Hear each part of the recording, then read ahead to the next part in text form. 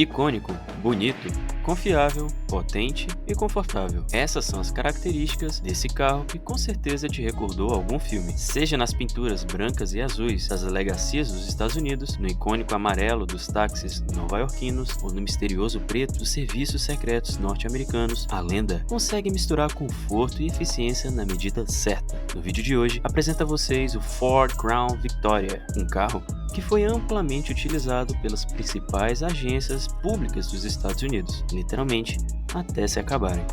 E esse vídeo é ainda mais especial, pois marca o início de uma nova série que estou planejando há alguns meses, onde vou contar a história de alguns veículos icônicos e que por diversos motivos marcaram a história. E vocês vão me ajudar comentando logo abaixo quais serão os próximos, combinado? Então, sem mais enrolação, prepare aquele bom lanche e me acompanhe nessa história sobre o fabuloso Crown Vic, talvez um dos últimos grandes sedãs americanos construídos. E assim como seu nome, vamos conhecer a fundo todos os detalhes de sua vitoriosa carreira. Eu sou o Sérgio e, como sempre, você está no Curiosidades Motorizadas. Aqui no Brasil, talvez por conta da baixa sofisticação dos carros ofertados por aqui, nós temos a impressão de que os veículos frotistas são carros mais baratos, pequenos, com pouca tecnologia, bastante confiáveis no geral, é verdade, e que possuem motores pequenos, 1.0 flex, aquela coisa. Com algumas exceções, como o Duster da polícia, que tem 1.6, se eu não me engano. E logo por conta dessa imagem, nós acabamos por estranhar muito quando vemos carros praticamente de luxo em uso em outros países. Isso se dá por conta das características de cada mercado, sendo o dos Estados Unidos conhecido por ser muito mais favorável quando se trata de comprar e manter um veículo, sejamos justos. Afinal, um país que adota o Ford Crown, uma verdadeira barca pesada e beberrona com motor V8 e tração traseira, como um de seus principais veículos frotistas, é porque com certeza não possui dificuldades com custos em abastecimento. Para contar mais sobre sua vitoriosa história de 34 anos de produção e de como ele saiu de um carro de passeio comum para uma lenda do asfalto, entrando até para a cultura popular daquele país, nós precisamos voltar no tempo até 1955. A era dourada dos clássicos sedãs americanos. A Ford, com o intuito de competir com os belíssimos Chevrolet Bel Air, Buick Century e os Cadillac 62, desenvolveu o primeiro Crown Victoria. Porém, sua história teve vida muito curta quando sua produção foi encerrada apenas um ano depois para dar lugar ao Ford Granada. Foi então que em 1978, 22 anos após seu encerramento prematuro, que a Ford resolveu por ressuscitar o modelo, ironicamente ou não, para substituir o modelo Granada. Funcionava assim: no início dos anos 80, a Ford tinha mania de criar plataformas únicas para compartilhar entre suas outras duas subsidiárias, a Mercury e a Lincoln, e uma dessas plataformas eram os famosos Ford Panther. Curiosamente, a segunda plataforma mais vendida de todos os tempos da Ford Motor Company, atrás apenas do modelo T, olha só. Por conta dessa característica de ter uma plataforma compartilhada, o Ford Crown, durante toda a sua vida, tinha outros dois primos que o acompanhavam. Eram o Mercury Grand Marquis e o Lincoln Tall Car. Juntos foram mais de 7,5 milhões de carros produzidos sob essa mesma plataforma. Um verdadeiro sucesso que posicionou a Ford como líder do segmento dos sedãs médios por quase 2 décadas. Claro, se o primeiro modelo tinha fortes características da década de 50, o segundo modelo também iria seguir as dos anos 80. Afinal, linhas mais retas e carrocerias mais quadradas eram populares nessa época. Aqui seu foco ainda era ser um sedã de luxo, porém a Ford brilhou o olhinho quando se deparou pela primeira vez com seu maior cliente, as delegacias estadunidenses, que estavam sedentas buscando por competidores à altura para substituir sua frota de Chevrolet Caprices, que já estavam ficando bem velhinhos. As delegacias, por sua vez, falaram mais ou menos assim: queremos um carro forte e robusto e fácil de consertar. Esse carro precisa ter tração traseira para facilitar as manobras bruscas que fazemos, e que tenha um banco traseiro grande para levar toda essa pilantragem, god damn it. Dito e feito. Com o produto certo na mão, a Ford lhes apresentou o primeiro Ford Crown Victoria Police Interceptor, ou para os íntimos, CVPI. Nesse modelo, ele já vinha de série com vários artifícios exclusivos para o uso policial, como o conjunto de sirenes e reforços estruturais e de desempenho. Nos aproximando dos anos 90, surgiu a conhecida primeira versão, com linhas mais arredondadas e aerodinâmicas, características desse período. Essa versão se chama primeira por conta do modelo anterior se tratar de uma mera variação de outro modelo existente, o Ford LTD. Logo, o Crown Vic dos anos 90 se tornou oficialmente um modelo próprio. Curiosamente, esse carro continuou utilizando a mesma plataforma Pantier dos antigos Ford LTD, porém em uma versão atualizada, assim como seus primos Lincoln e Mercury. Talvez eu tenha esquecido de mencionar, mas a Ford, em uma tacada de mestre, conseguiu otimizar muito a produção desses carros. Afinal, ela acabou tendo só um custo de desenvolvimento para criar uma família de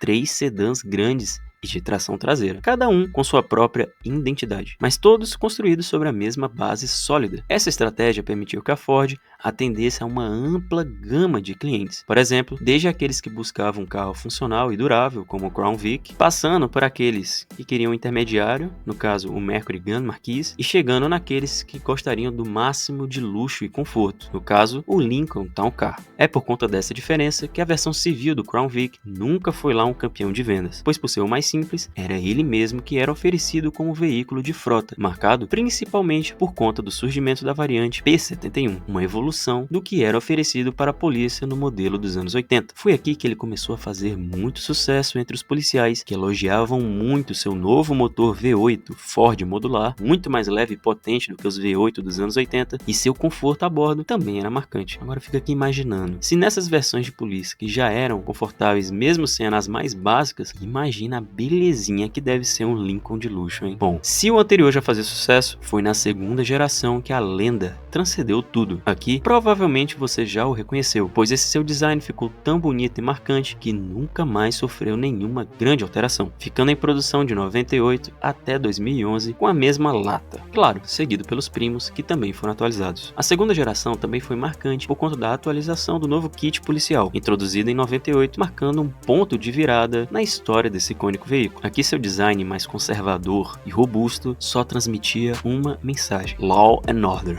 O CVPI rapidamente se tornou um dos carros mais reconhecidos das forças policiais norte-americanas. Ao longo dos anos, a Ford introduziu diversas melhorias e atualizações no CVPI para atender às demandas das forças policiais. Com isso, eles já saíam de fábrica prontos para o serviço, com a adição do giroflex, sirenes, gaiola de proteção do banco traseiro, rádio, computadores, entre muitos outros equipamentos. Em 99 foi adicionado um conversor de torque mais resistente e um sistema de refrigeração mais eficiente para suportar as altas cargas de trabalho. Em 2001, o motor V8 4.6 litros recebeu uma atualização, resultando em um aumento de potência e torque. Uma das maiores mudanças mesmo ocorreu em 2003, com a introdução de uma plataforma totalmente redesenhada, oferecendo maior rigidez estrutural e melhor manuseio. A suspensão foi completamente reformulada e os sistemas de freio recebeu diversas melhorias para garantir um desempenho superior em situações de emergência. Para 2004, o CVPI recebeu um sistema de admissão de ar inspirado no Mercury Marauder, proporcionando um aumento adicional de potência e mais torque. Além disso, foi introduzido um alternador de alta capacidade para atender às demandas elétricas dos novos equipamentos policiais, que só estavam ficando cada vez mais robustos a cada ano. Um fato curioso sobre essa versão é que ela não possuía chave específica, pois em uma emergência, o policial poderia usar a chave de qualquer outra viatura. Ao longo dos anos, o carro recebeu diversas outras atualizações, como a adição de sistemas de supressão de incêndio, airbags laterais e pedais elétricos. Esse sistema de anti-incêndio foi adotado justamente para mitigar o único defeito que esse carro possuía. Afinal, em perseguições que acabavam com fortes colisões na traseira do carro, poderiam acabar acarretando em incêndios, muito por conta de seu frágil tanque que se rompia. O resultado de tantas atualizações não podia ser diferente. A última geração do CVPI, produzida em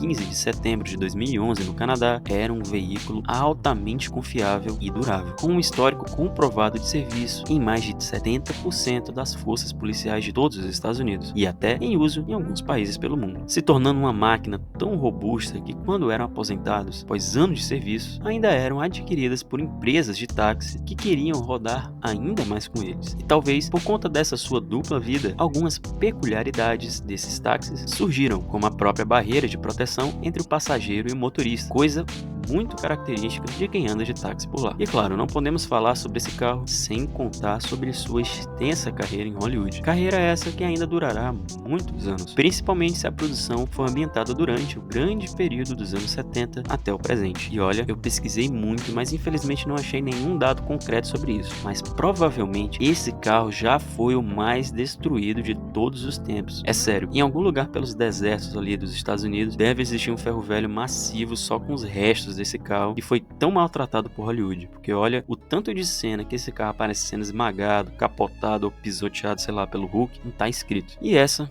foi a história do Crown Victoria, um carro que não só cumpriu seu papel, mas sim entrou para a história, tanto que sua versão civil foi descontinuada em 2008, enquanto a versão policial, que ainda tinha vendas tão sólidas, foi encerrada só em 2011, motivado principalmente por uma lei nos Estados Unidos que tornaram ilegal a venda de carros sem o controle eletrônico de estabilidade. E claro, por conta também de ser um carro já não tão mais eficiente e tecnologicamente atrasado. Hoje, muitos saudosistas adquirem essas belezinhas já bem rodadas, dando a elas o quê? Uma terceira vida? E ainda assim sua aceleração, robustez e conforto continuam arrancando sorrisos. Outro detalhe que os agrada muito é o farolete policial, um item de fábrica que permitia aos motoristas apontarem o holofote para onde quiserem, manuseando por dentro uma sombra de seu glorioso passado na polícia. Hoje, as delegacias estão substituindo ele por outros modelos muito mais modernos, como o Dodge Charger, o Chevrolet Tahoe e, para não perder o costume, com os Ford Interceptor e o Ford Utility, sucessores espirituais dessa lenda. E essa foi a maravilhosa história de um carro que transcendeu gerações